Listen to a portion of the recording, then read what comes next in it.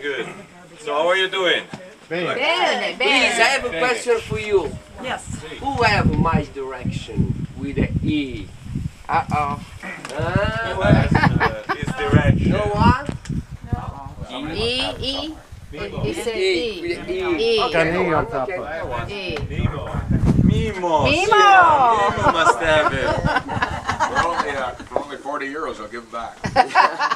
So today you will enjoy the ride. The most of the ride will be inland. You will pass through many little tiny villages. You will see a lot of different buildings. You will see in Palmarigi town a wonderful castle made during the medieval age to take the land under control by the attack from the west side instead of the east side, because the east side was controlled by the watchtower, but the land, thanks to this castle, was correct. And then nearby there is a little beautiful church that you can visit when you pass to Palmarigi. So if you look at the map, you can see the ride that we do today. As you can see, we are very close. Masseria Montelauro, it's this little flag on the right side of the map. So we are very close to Otranto. But that would be too easy, right? Just go to Otranto. So of course not. No. And have cappuccinos. So we take a long, beautiful loop all around the area before we finally end in Otranto. That is the highlight of today, and it's probably the most beautiful city we visit during this week, or definitely it's the most famous that we visit this week. In order to, we do all these loops so that we really have the chance to discover the Salento province, the Salento area, and see all of this. So the first thing I would like to show to you on the map is that you see the Otranto is by the ocean. So today is going to be a flat and easy ride, just like every other day. But of course, all the other day. But of course, as we go away from the sea, especially you see the first part of the ride in the morning, there is a little bit of incline. Oh, wait a minute. Yeah. So come on, you are ready. You did it 5 days before. You are ready to do everything. No, just a little bit. And Let's use those gears. Come on. During that incline, the wind will be in our back because the wind is blowing from southeast. Yes. Yeah. Especially not really the first part, but from Minervino to Palmarigi, we will have the wind right behind us. It's gonna be fun. And then we take this loop around, and then the second part of the ride, all the way back toward Otranto, is slightly inclining down. Downhill. With a couple of minor bumps. But that's another story. He doesn't want to say. He doesn't want to tell us. We'll talk about that later. So the plan is to arrive for the lunchtime in Otranto town. Otranto is the easternmost town that we have in Italy. And in Otranto you have the possibility to swim in the ocean. We provide to give you towels, so don't forget your swimming suit today. And you will have just, probably a couple hours, or 2 hours and a half, because you will have the time to have lunch in Otranto, swim in the ocean if you want, and you have time to see the highlights. In Otranto is the cathedral, but unfortunately the cathedral will be closed around 12, and we will open at 3 p.m. This is why the plan is to start from Otranto at 3:30.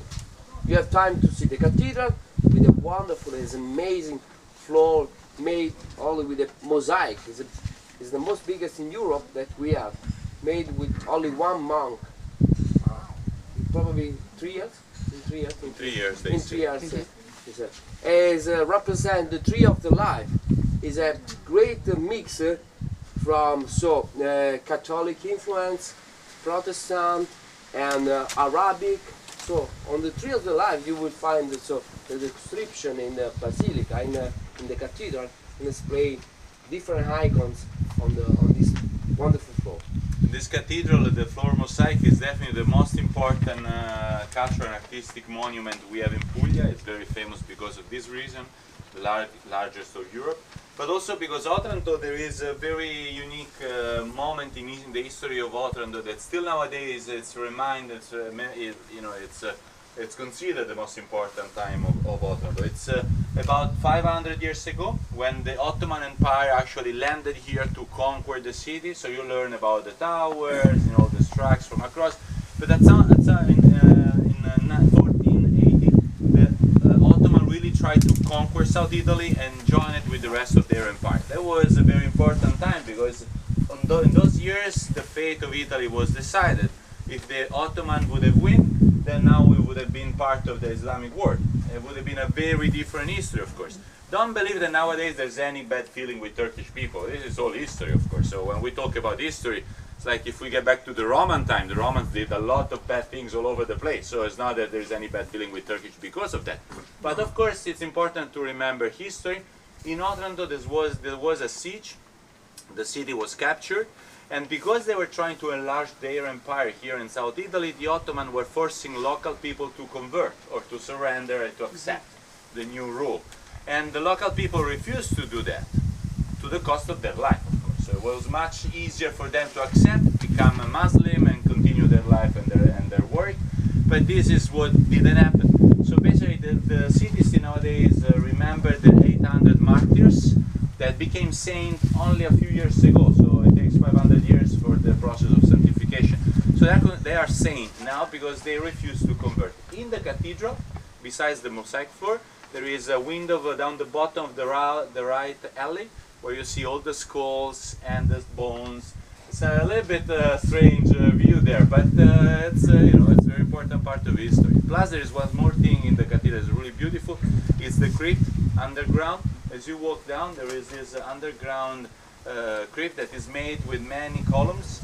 On top of each columns, there are different capitals from different pieces of history. Because of course, in this side there used to be a Roman temple. Before that one, there used to be a Greek temple. So when they built the cathedral, they used all the beautiful capitals from history. You will see a Roman one, a Greek one, a medieval one, a Renaissance one. All together there is really beautiful to explore. And then will be easy to walk around the whole town because it's very small. You will reach the castle too with a wonderful view by the sea.